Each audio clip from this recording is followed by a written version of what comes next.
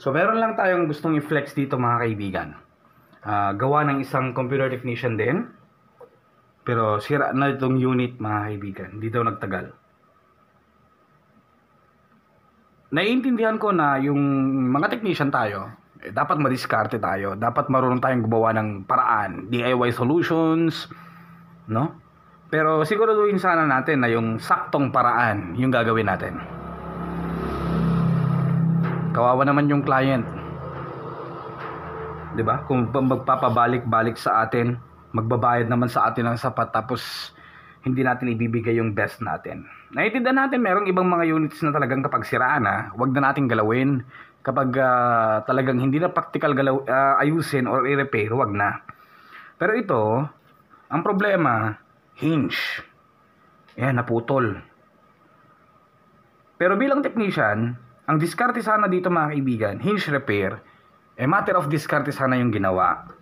Ito, nakapanlulumo, nakatape, tapos putol-putol na lahat. Parang wala nang sabitan.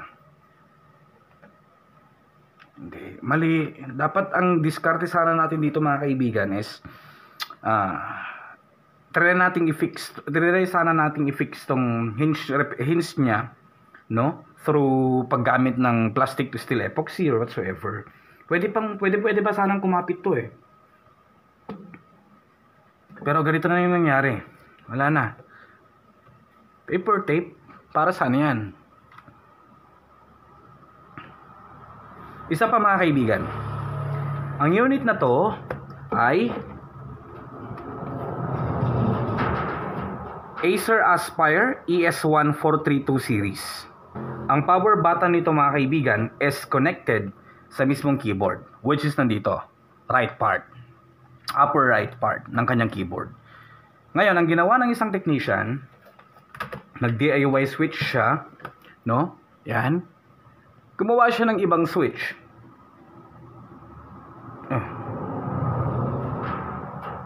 DIY. Ang solusyon sana dito mga kaibigan, ang tamang solusyon hindi ko alam kung agree kayo dyan na ginawan mo na ng switch dito, kung pwedeng-pwede ka namang magpalit ng panibagong keyboard. Tama ba? Yan. Good job sa gumawa ng solution na to, naremedyohan. Pero sabi ng client, abot lang daw ng mga ilang araw. Yan. Bumigay yung power button, definitely ang gagawin sana dito is replacement. I-orderan mo ng keyboard, palitan mo yung keyboard. Diba? Hindi yung gagawa ka ng discarding malupit dyan. Yan.